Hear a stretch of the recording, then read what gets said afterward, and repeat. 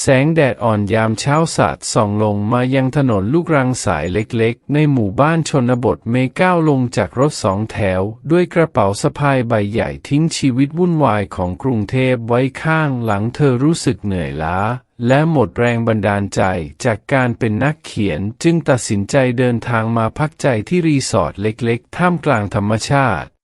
หลังจากเช็คอินและเก็บกระเป๋าที่ห้องเมย์ตัดสินใจออกมาเดินสำรวจรอบหมู่บ้านเธอเดินเลียบถนนที่สองข้างทางเต็มไปด้วยทุ่งนาและดอกไม้ป่าและพบกับโรงเรียนเล็กๆที่จัดงานแสดงศิลปะของเด็กนักเรียนพอดีบรรยากาศงานนั้นแสนเรียบง่ายมีเพียงโต๊ะไม้เก่าๆที่เรียงรายด้วยภาพวาดฝีมือเด็กๆเมื่อเดินเข้าไปในบริเวณงานเมย์สะดุดตากับภาพวาดหนึ่งดอกบัวสีสดที่วาดอย่างซื่อๆแต่แฝงไปด้วยอารมณ์บางอย่างที่สื่อออกมาอย่างจริงใจเธอกำลังเพลินกับการชมงานศิลปะเมื่อเสียงนุ่มๆดังขึ้นจากข้างหลังสวยใช่ไหมคะเมย์หันไปเจอกับหญิงสาวคนหนึ่งในเสื้อเชิ้ตลินินสีอ่อนและกางเกงยีนเธอมีรอยยิ้มอ่อนโยนที่ทำให้หัวใจของเมย์เต้นผิดจังหวะไปชั่วครู่ฉันเป็นคนช่วยเด็กๆวาดค่ะเขินนิดหน่อยที่มีคนชมงานพวกนี้หญิงสาวแนะนำตัวเองฉันชื่อนิดาเป็นครูสอนศิลปะที่นี่ค่ะเมย์รู้สึกประหม่าเล็กน้อยแต่ก็ยิ้มตอบฉันชื่อเมย์ค่ะแค่ผ่านมาเที่ยวนิดายิ้มรับและชวนเธอเดินชมงานต่อด้วยกันทั้งสองเดินเคียงกันระหว่างภาพวาดสีสันสดใสที่เรียงรายอยู่บนโต๊ะนิดาอธิบายอย่างกระตือรือร้นถึงแรงบันดาลใจของเด็กๆในการวาดภาพแต่ละใบน้ำเสียงของเธออบอุ่นและมีความหลงใหลในศิลปะที่ชัดเจนที่นี่คงต่างจากเมืองใหญ่เยอะเลยใช่ไหมคะนิดาถามขณะที่เมย์พยักหน้ามากเลยค่ะที่นี่ดูสงบกว่ามากเมย์ตอบพลางมองไปยังทุ่งหญ้าที่โอบล้อมโรงเรียนไว้ความเรียบง่ายของที่นี่เริ่มทำให้เธอรู้สึกผ่อนคลายราวกับลมหายใจที่ติดขัดมาเนิ่นนานเพิ่งถูกปลดปล่อยก่อนจะร่ำลากันนิดายื่นชามะลิให้เมย์1 แก้วพร้อมรอยยิ้มวันหลังแวะมาคุยกันอีกได้นะคะฉันอยู่ที่นี่ทุกวันเมย์รับแก้วมาพร้อมกับความรู้สึกบางอย่างที่แทรกซึมเข้ามาโดยไม่ทันรู้ตัวเป็นความสบายใจอย่างประหลาดที่เธอไม่ได้รู้สึกมานานและในตอนนั้นเองเมย์ไม่รู้เลยว่ารอยยิ้มที่เธอเห็นในวันนี้จะกลายเป็นจุดเริ่มต้นของบางสิ่งที่มากกว่ามิตรภาพธรรมดาเช้าวันรุ่งขึ้นหมอกบางๆปกคลุมไปทั่วหมู่บ้านเสียงนกร้องแว่วมากับลมเย็นๆเมย์ตื่นขึ้นมาด้วยความรู้สึกสดชื่นกว่าทุกวันเธอตัดสินใจเดินสำรวจรอบหมู่บ้านอีกครั้งท้องฟ้าเริ่มสว่างขึ้นพร้อมกลิ่นกาแฟอ่อนๆที่ลอยมาแต่จมูกเมย์เดินตามกลิ่นจนมาถึงร้านกาแฟเล็กๆที่แอบอยู่ในซอยเงียบสงบร้านนั้นสร้างจากไม้เก่าที่ยังดูมีเสน่ห์ด้านหน้าเต็มไปด้วยต้นไม้กระถางที่เรียงรายอย่างไม่เป็นระเบียบแต่กลับมีชีวิตชีวาเมื่อก้าวเข้าไปในร้านเธอพบกับบรรยากาศที่อบอุ่นและเงียบสงบแสงแดดลอดผ่านหน้าต่างกระจกบานเล็กๆและสะท้อนกับโต๊ะไม้นั่นคือตอนที่เธอเห็นนิดา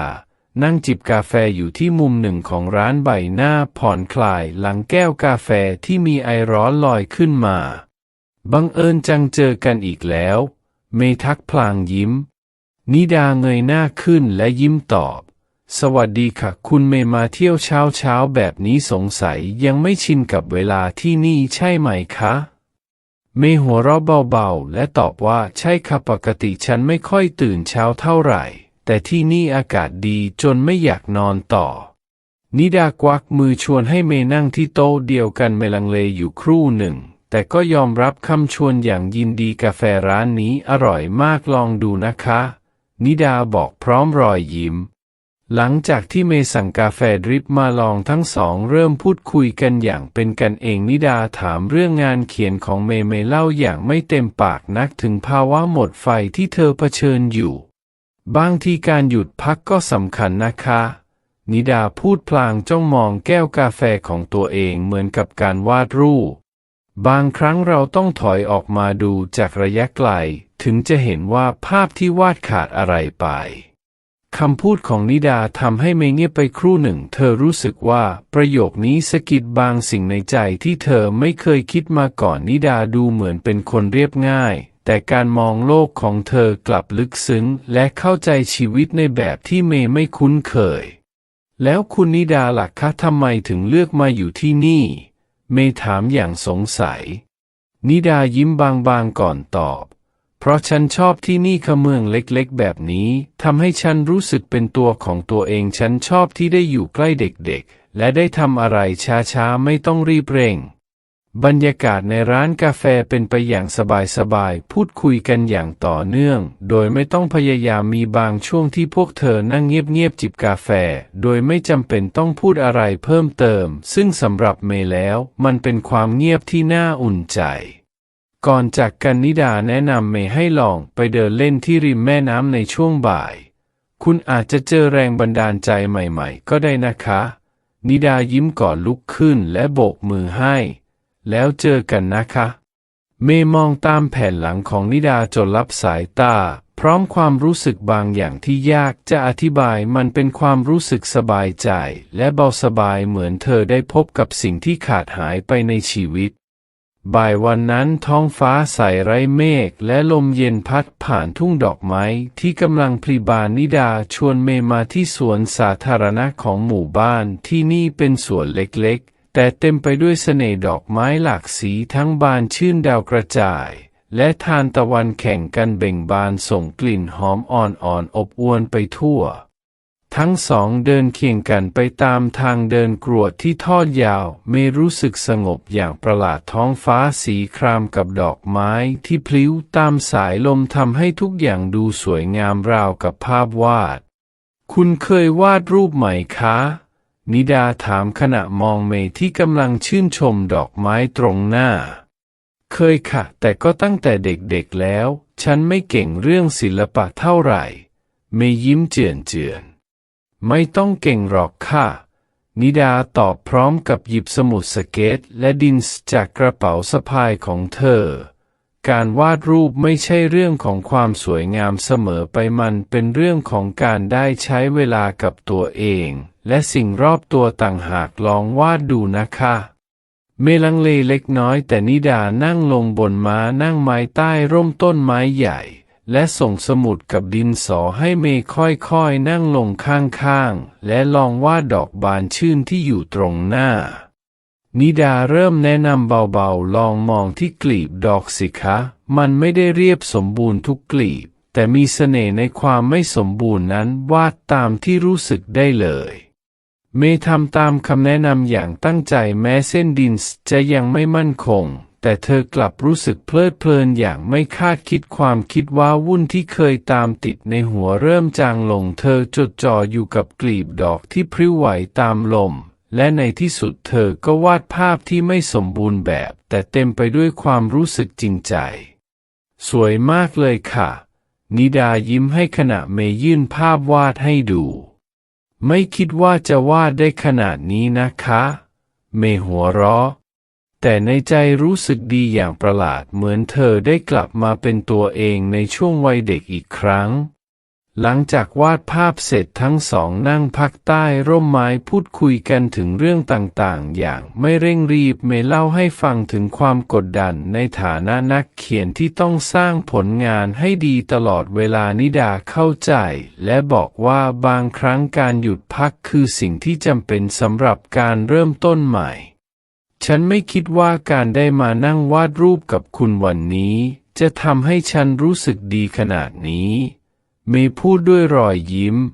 ฉันรู้สึกเหมือนหัวใจได้พักจริงๆนิดายิ้มรับโดยไม่พูดอะไรแต่แววตาของเธอเปล่งประกายอบอุ่นคืนนั้นเมื่อกลับถึงรีสอร์ทเมย์รู้สึกถึงบางอย่างที่เปลี่ยนไปในตัวเองเธอเปิดโน้ตบุ๊กขึ้นมาและเริ่มพิมพ์ประโยคแรกของนิยายเรื่องใหม่ที่เธอไม่ได้แต่ต้องมานานมันเป็นประโยคที่ได้รับแรงบันดาลใจจากวันที่เธอนั่งอยู่ท่ามกลางดอกไม้กับคนที่ทำให้เธอเห็นความงดงามในชีวิตอีกครั้งเมฆครึ้มปกคลุมท้องฟ้าตั้งแต่เช้าแต่เมย์ไม่คาดคิดว่าฝนจะทะเลงมาอย่างหนักเมื่อเธอแวะมาที่โรงเรียนเล็กๆแห่งนั้น เพื่อทักทายนิดาเด็กๆที่เพิ่งเลิกเรียนวิ่งกรูกันกลับบ้านอย่างรวดเร็วทิ้งให้โรงเรียนเงียบสงบในทันที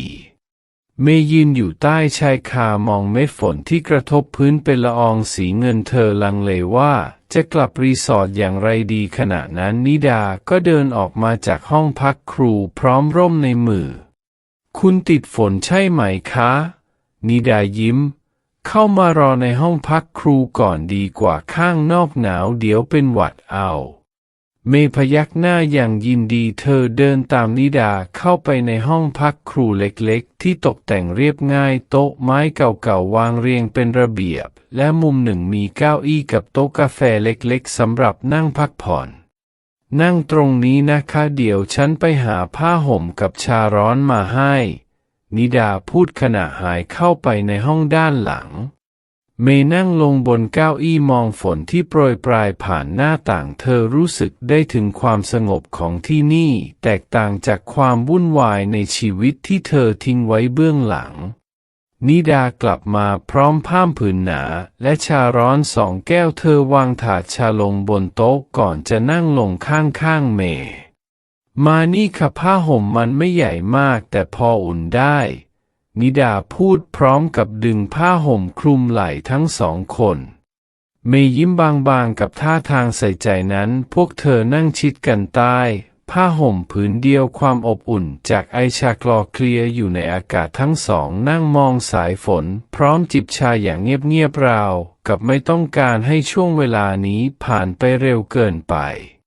คุณเคยกลัวอะไรบ้างไหมคะเมย์ถามเบาๆพลางมองหยดน้ำที่ไหลลงกระจกอย่างช้าๆนิดายิ้มเศร้าๆก่อนตอบเคยค่ะฉันกลัวการทำให้คนที่ฉันรักผิดหวังกลัวว่าความฝันของฉันจะไม่มีวันเป็นจริงฝันอะไรหรือคะ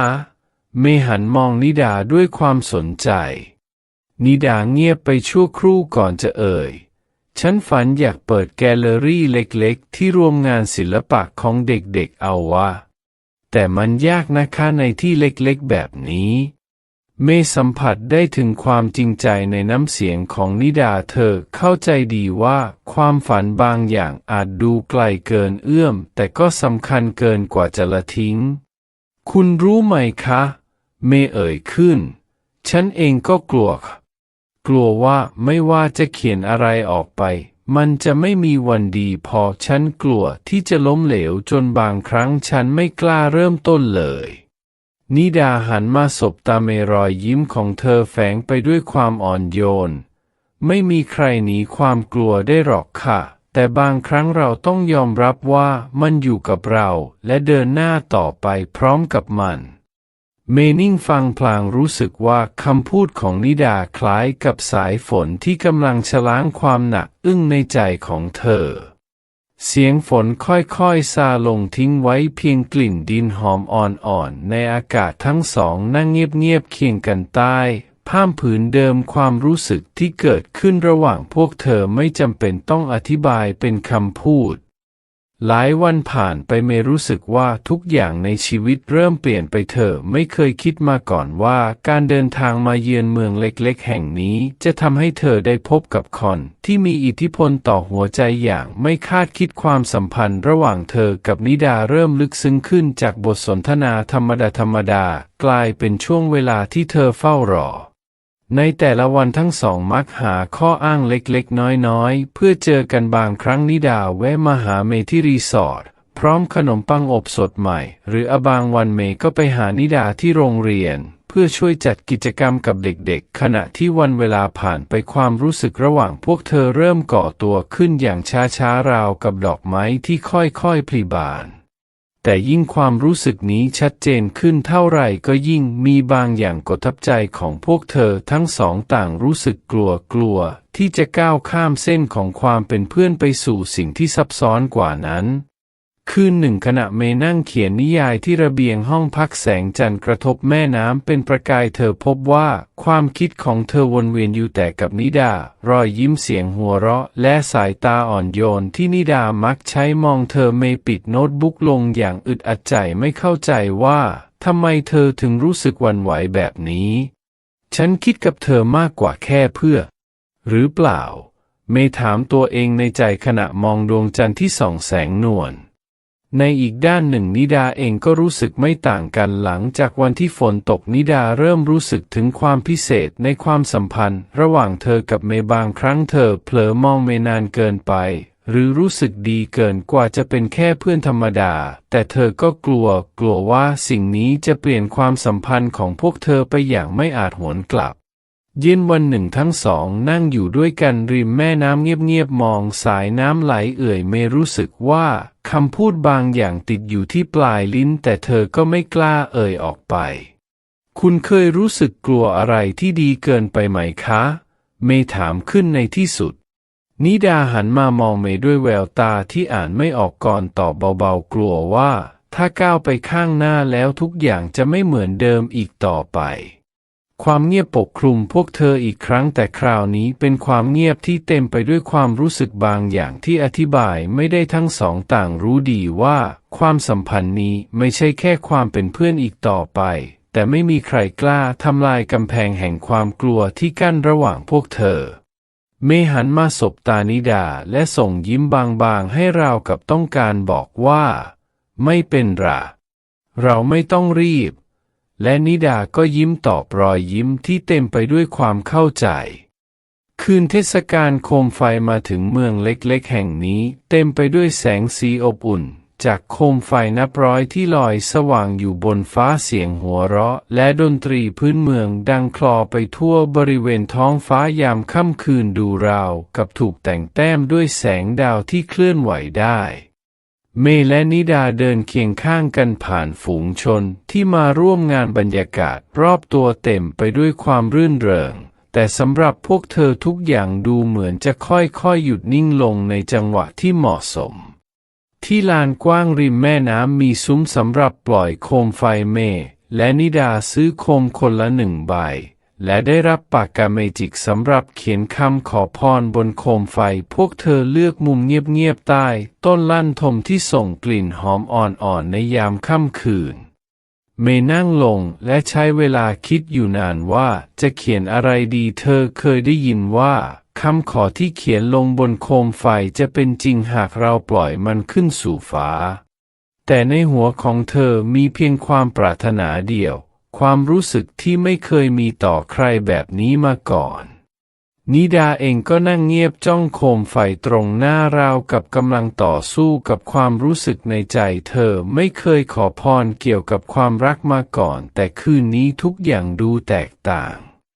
เมื่อเขียนเสร็จทั้งสองเงยหน้าขึ้นพร้อมกันดวงตาสบกันโดยไม่ตั้งใจรอยยิ้มบางๆผุดขึ้นบนใบหน้าของทั้งคู่แม้ไม่รู้ว่าอีกฝ่ายเขียนอะไรแต่ก็รู้สึกได้ว่าคำอธิษฐานของพวกเธออาจคล้ายกันอย่างน่าประหลาดพร้อมจะปล่อยไหมคะนิดาถามเสียงเบาเมย์พยักหน้าทั้งสองยกโคมไฟขึ้นพร้อมกันลมเย็นพัดผ่านเข้ามาเบาๆเปลวเทียนในโคมเริ่มสว่างและพองตัวขึ้นเรื่อยๆ1 2 3พวกเธอนับพร้อมกันและปล่อยมือโคมไฟลอยขึ้นอย่างช้าๆแสงสว่างจากเปลวเทียนสะท้อนในดวงตาของพวกเธอขณะที่โคมค่อยๆลอยสูงขึ้นไปบนท้องฟ้าเมย์กับนิดามองตามมันไปจนกลายเป็นเพียงจุดเล็กๆที่ล่องลอยไปพร้อมกับคำขอของพวกเธอได้อยู่เคียงข้างกันแบบนี้ไม่ว่านานแค่ไหนก็ตามนั่นคือคำขอที่ทั้งคู่เก็บไว้ในใจท่ามกลางแสงโคมนับร้อยที่ลอยอยู่บนฟ้าเมย์รู้สึกได้ว่าหัวใจของเธอเบาสบายอย่างที่ไม่เคยเป็นมาก่อนขณะที่นิดาหันมาสบตาเมย์เธอก็รู้ว่าสิ่งที่ปรารถนามากที่สุดในคืนนี้ไม่ใช่เพียงคำขอพรแต่เป็นความรู้สึกที่อยากจะก้าวไปข้างหน้าอีกขั้นเสียงแม่น้ำที่ไหลเอื่อยและท้องฟ้าที่เต็มไปด้วยโคมไฟกลายเป็นสักขีพยานของช่วงเวลาพิเศษทั้งสองคนยิ้มให้กันแม้ไม่มีคำพูดใดๆแต่ในแววตานั้นบอกทุกอย่างความรู้สึกที่ไม่จำเป็นต้องอธิบายเป็นถ้อยคำวันที่ท้องฟ้าแจ่มใสเมฆและนิดาตัดสินใจพายเรือเล่นในแม่น้ำเล็กๆที่ไหลผ่านเมืองรีสอร์ทมีเรือไม้ลำเล็กให้เช่า และนิดาอาสาพายเรือพาเมย์ออกไปสัมผัสธรรมชาติรอบๆทิวทัศน์ของสองฝั่งน้ำเต็มไปด้วยต้นไม้และดอกบัวบานสะพรั่งดูเงียบสงบและงดงามอย่างที่ไม่อาจหาได้จากในเมืองเมย์นั่งที่หัวเรือมองสายน้ำไหลเอื่อยไปตามกระแสขณะที่นิดาพายเรืออย่างชำนาญรอยยิ้มบางๆปรากฏบนใบหน้าของทั้งสองคนตลอดการเดินทางเหมือนทุกวินาทีที่อยู่ด้วยกันทำให้เวลาค่อยๆละลายไปเมื่อถึงท่าเรือเล็กๆพวกเธอหยุดพักเมย์ตัดสินใจก้าวขึ้นจากเรือแต่ลำเรือโยกเบาๆทำให้เธอเสียหลักระวังค่ะนิดารีบยื่นมือมาคว้าข้อมือของเมย์ไว้ทันเวลาแล้วดึงเธอขึ้นมาจากเรือช่วงเวลาสั้นๆนั้นกลับยาวนานในหัวใจมือของทั้งสองจับกันแน่นโดยไม่รู้ตัวฝ่ามือของนิดาอบอุ่นกว่าที่เมย์จินตนาการไว้ขณะที่ปลายนิ้วของเมย์สัมผัสกับผิวเนียนนุ่มของนิดามันเป็นเพียงการจับมือธรรมดาแต่หัวใจของทั้งสองกลับเต้นแรงจนรู้สึกได้เมย์เงยหน้ามองนิดาแววตาของเธอสบกับดวงตาอีกฝ่ายที่เบิกกว้างเล็กน้อยราวกับนิดาเองก็รู้สึกถึงกระแสไฟบางอย่างที่วิ่งผ่านหัวใจเช่นกันพวกเธออยู่ใกล้กันจนได้ยินเสียงลมหายใจเบาๆของอีกฝ่ายและในจังหวะนี้โลกทั้งใบดูเหมือนจะหยุดหมุนนิดารีบดึงมือกลับอย่างประหม่าใบหน้าของเธอขึ้นสีชมพูจางๆขอโทษค่ะฉันไม่ได้ตั้งใจเมย์ยิ้มเจือนแต่ในใจเต้นระส่ำเธอพยายามเก็บอาการไม่ให้แสดงออกมาไม่เป็นไรค่ะแม้จะปล่อยมือกันแล้วแต่ความรู้สึกนั้นยังคงอยู่หัวใจของพวกเธอเต้นแรงเกินกว่าจะเป็นเพียงความรู้สึกของเพื่อนธรรมดาในเสี้ยววินาทีนั้นพวกเธอต่างรับรู้ได้ว่าความรู้สึกนี้คืออะไรมันคือความรักทั้งสองคนยืนนิ่งอยู่สักพักปล่อยให้ความเงียบและลมเย็นของแม่น้ำโอบล้อมพวกเธอเหมือนรอให้ความรู้สึกภายในได้สงบลงนิดาหลบตาและพูดขึ้นเบาๆไปหาอะไรกินกันไหมคะเมย์หัวเราะเบาๆพยักหน้าให้ดีค่ะฉันเริ่มหิวแล้วเหมือนกันพวกเธอเดินเคียงข้างกันไปตามทางเดินริมแม่น้ำแม้จะไม่มีคำพูดใดๆแต่บรรยากาศระหว่างพวกเธอกลับเปลี่ยนไปหัวใจที่เคยซ่อนความรู้สึกไว้เริ่มชัดเจนขึ้นทุกย่างก้าวเหมือนจะนำพวกเธอไปสู่บางสิ่งที่พิเศษกว่าเดิมคืนหนึ่งท้องฟ้าเต็มไปด้วยหมู่ดาวระยิบระยับแต่ในใจของนิดากลับรู้สึกหนักอึ้งเธอนั่งอยู่ที่ระเบียงบ้านมองออกไปยังแม่น้ำที่สะท้อนแสงจันทร์ข้างๆกันเมย์นั่งเงียบมือถือถ้วยชาอุ่นๆแต่ไม่พูดอะไรพวกเธอรู้สึกได้ถึงความเปลี่ยนแปลงที่คืบคลานเข้ามาความรู้สึกที่ชัดเจนขึ้นแต่ก็มาพร้อมกับความกลัวที่ยากจะอธิบายนิดาหายใจลึกและพยายามเก็บซ่อนความกังวลของตัวเองเธอเติบโตมาในเมืองเล็กๆที่สังคมเคร่งครัดกับสิ่งที่ถือเป็นปกติความรักระหว่างผู้หญิงกับผู้หญิงในสถานที่แห่งนี้ยังคงเป็นเรื่องที่คนส่วนใหญ่ไม่เข้าใจหรือยอมรับได้เมนิดาเอ่ยขึ้นเสียงเบาราวกับกลัวว่าหากพูดออกไปทุกอย่างจะเปราะบางเกินจะควบคุมได้เธอคิดว่าคนอื่นจะรับได้ไหมเมนิ่งไปครู่หนึ่งหัวใจของเธอหนักอึ้งเช่นกันแต่ไม่ใช่เพราะคำถามนั้นเพียงอย่างเดียวความรักระหว่างพวกเธอไม่ใช่สิ่งที่เธอเคยคาดคิดหรือเตรียมใจรับมือฉันไม่รู้ค่ะ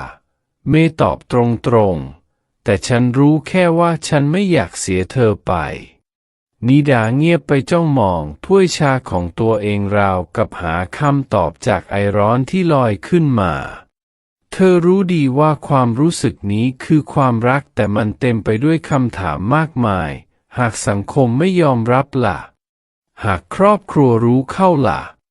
เมย์เองก็มีคำถามของเธอเช่นกันช่วงเวลาที่ใช้ชีวิตในเมืองนี้กำลังหมดลงเธอรู้ว่าต้องตัดสินใจว่าจะกลับกรุงเทพไปใช้ชีวิตเดิมของเธอหรือจะอยู่ที่นี่ที่ซึ่งหัวใจของเธอเริ่มต้นใหม่กับนิดาฉันควรอยู่ต่อไหม เมย์ถามเสียงเบาคำถามนี้ดูเหมือนจะง่ายแต่เต็มไปด้วยความหมายลึกซึ้งนิดาเงยหน้าขึ้นมองเมย์ดวงตาของเธอฉายแววลังเลทั้งอยากให้เมย์อยู่ต่อแต่ก็ไม่อยากเห็นเธอทิ้งความฝันและโอกาสดีๆในเมืองหลวงฉันไม่อยากให้เธอต้องเลือกนิดากระซิบฉันไม่อยากเป็นภาระของเธอเมย์รู้สึกเหมือนหัวใจของเธอถูกบีบรัดเธอวางถ้วยชาลงแล้วจับมือนิดาไว้แน่นปลายนิ้วของพวกเธอสั่นเล็กน้อยจากอารมณ์ที่ล้นเธอไม่ใช่ภาระสำหรับฉันนิดาเมย์พูดอย่างหนักแน่นฉันแค่อยากอยู่กับเธอแต่ฉันก็กลัวเหมือนกันความเงียบระหว่างพวกเธอไม่ได้ทำให้รู้สึกอึดอัดแต่เป็นความเงียบที่เต็มไปด้วยความเข้าใจความรู้สึกที่ทั้งสองคนต่างก็มีต่อกันแต่ยังไม่รู้ว่าจะจัดการกับมันอย่างไรเราไม่จำเป็นต้องตัดสินใจตอนนี้ใช่ไหมเมย์ถามเสียงแผ่วนิดาส่งยิ้มบางๆให้เป็นรอยยิ้มที่เต็มไปด้วยความอ่อนโยนและเข้าใจไม่ค่ะไม่ต้องรีบพวกเธอนั่งอยู่ด้วยกันต่อไปท่ามกลางความเงียบสงบของค่ำคืนลมเย็นพัดผ่านเสียงแม่น้ำไหลเอื่อยๆช่วยให้ความกลัวที่อยู่ในใจผ่อนคลายลงแม้จะมีความไม่แน่นอนรออยู่ข้างหน้าแต่ในเวลานี้สิ่งเดียวที่สำคัญคือการได้อยู่เคียงข้างกันสายลมอ่อนๆพัดผ่านสวนสาธารณะที่ทั้งสองคนเคยมานั่งคุยกันในวันแรกดอกไม้หลากสีบานสะพรั่งรอบตัวพวกเธอเป็นภาพที่ชวนให้คิดถึงช่วงเวลาที่เคยใช้ร่วมกันแต่วันนั้นเมย์เดินเคียงข้างนิดาทั้งสองต่างเงียบแต่ไม่ใช่เพราะความอึดอัดหากเป็นเพราะหัวใจของพวกเธอกำลังเต้นแรงต่างฝ่ายต่างรู้ว่าวันนี้จะเป็นวันที่มีความหมาย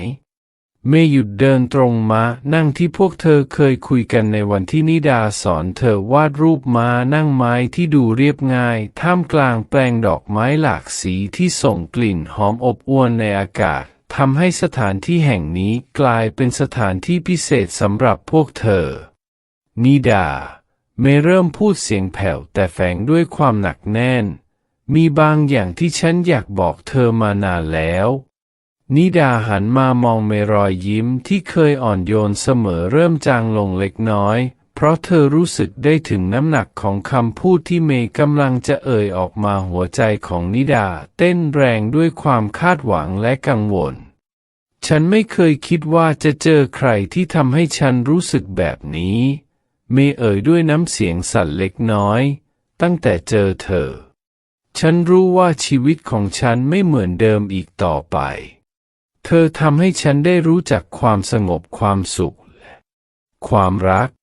นิดานิ่งไปสักพักหัวใจของเธอเต้นระรัวเธอไม่กล้าพูดออกมาแต่ในใจของเธอก็มีคำตอบเดียวกันไม่หยุดพูดเพียงเพื่อสูดลมหายใจลึกก่อนจะคำที่เก็บไว้ในใจมาเสียนานฉันรักเธอนิดาเมย์พูดออกมาอย่างเต็มใจและหนักแน่นไม่ว่ามันจะยากแค่ไหนฉันก็อยากจะอยู่เคียงข้างเธอแววตาของนิดาสั่นไหวน้ำตาคลอขึ้นมาอย่างไม่ทันรู้ตัวแต่ไม่ใช่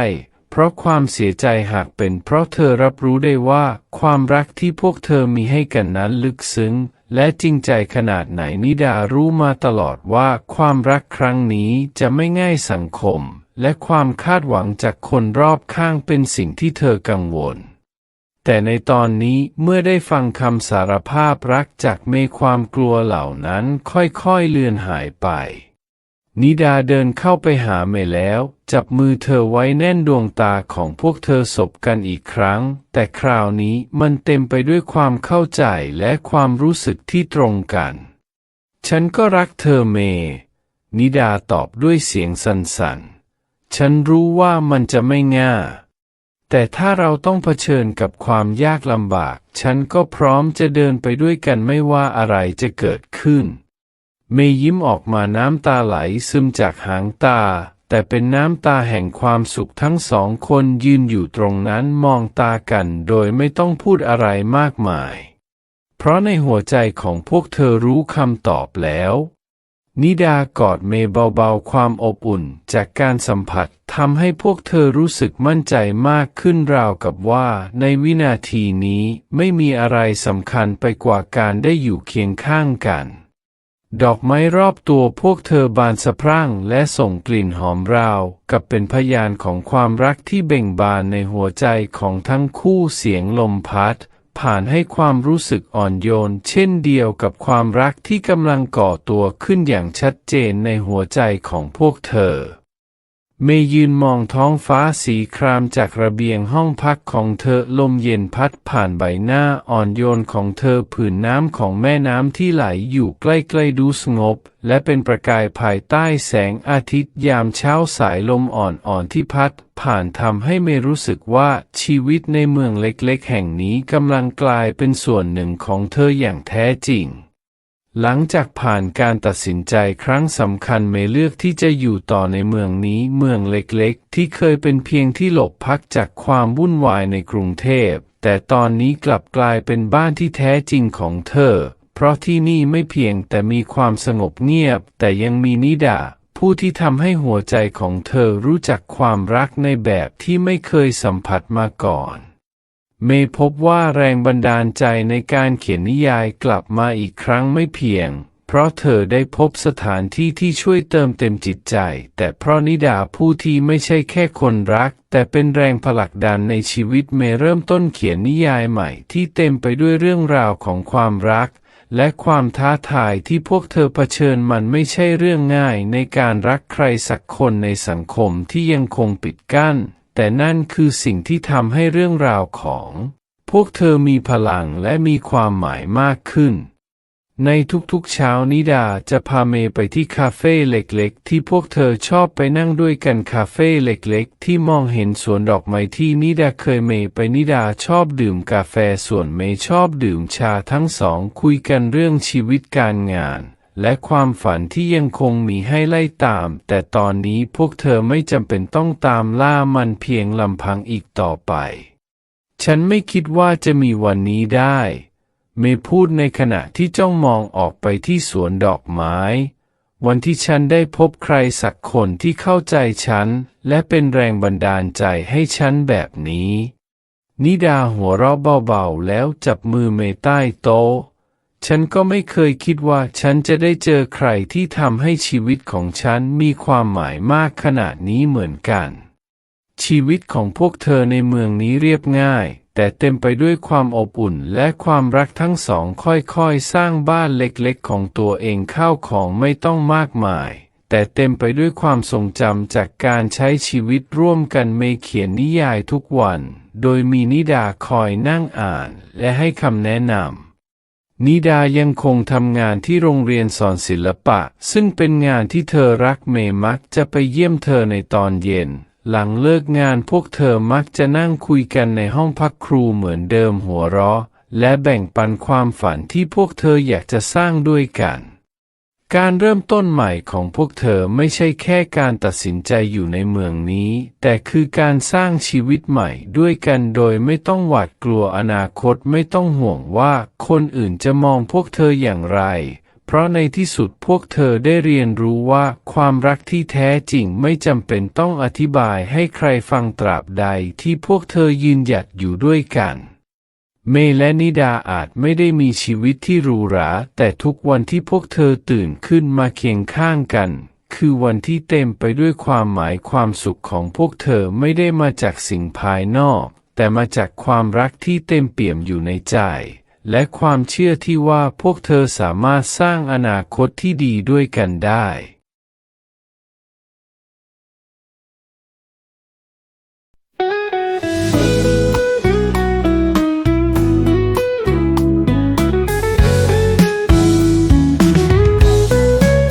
ในวันที่ฉันลืมตัวเองเหนื่อยล้าและห่างไกล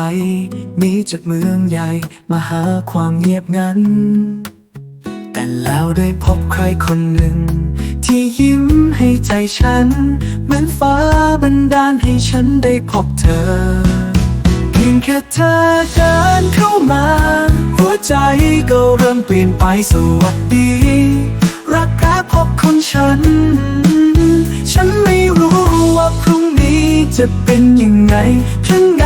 แค่วันนี้ได้มีเธอข้างกายฉันพร้อมจะเดินไปกับเธอในวันนั้นที่ฉันแสนเหงามีเพียงงานและความฝันจนวันที่เราได้นั่งคุยกันเธอทำให้โลกของฉันเปลี่ยนไปดอกไม้บานในใจฉันความรักที่ไม่เคยคิดจะได้เจอเพียงแค่เธอเดินเข้ามาหัวใจก็เริ่มเปลี่ยนไปสวัสดีรักแท้พบของฉันไม่รู้ว่าพรุ่งนี้จะเป็นยังไงข้างในแค่วันนี้ได้มีเธอข้างกายฉันพร้อมจะเดินไปกับเธอแม้ทางเดินไม่ง่ายเลยฉันรู้ว่าเราต้องฝ่าฟันแต่ขอเพียงมีเธออยู่เคียงข้างกันไม่ว่าจะไกลแค่ไหนรักจะพาเราก้าวไป